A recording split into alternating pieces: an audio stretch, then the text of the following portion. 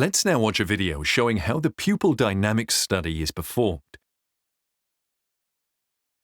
The instrument itself changes the illumination, which allows it to evaluate the pupil under photopic conditions with bright light, mesopic conditions, and scotopic conditions.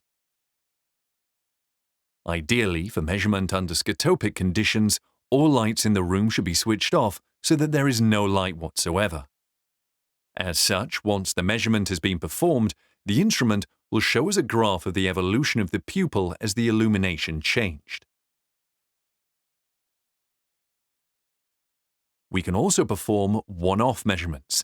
I can select that I want to perform a scotopic measurement, a mesopic measurement, or a photopic measurement. Evaluation of the pupils is important. Why?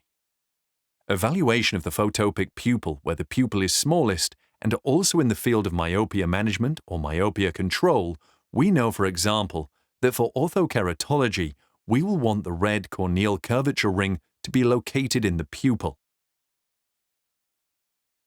If the patient has a very small pupil, this red ring may not generate the myopic peripheral defocusing required for myopia control.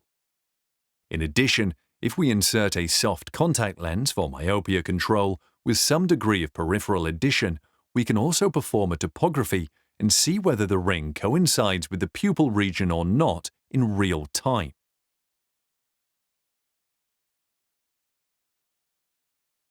A scotopic pupil is no less important, especially when performing orthokeratology in adults. When we perform orthokeratology in adults, one of the main problems we come across occasionally is that the patient complains about halos and reflections.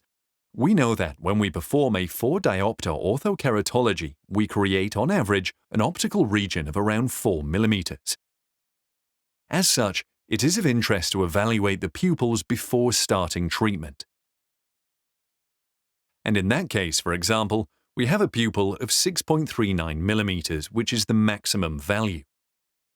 What we are going to do with this information is that we can warn the patient, obviously depending on the prescription that we are treating, that under low light conditions they may experience halos or reflections.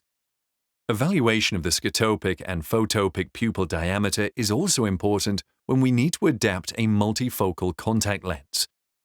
For the central region of multifocal contact lenses, either for far or near vision, with a certain diameter, we can compare that diameter of the central region of the contact lens with the diameter for the patient under normal conditions with the diameter of the pupil.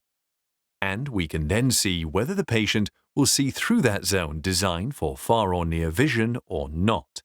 And this map is really interesting.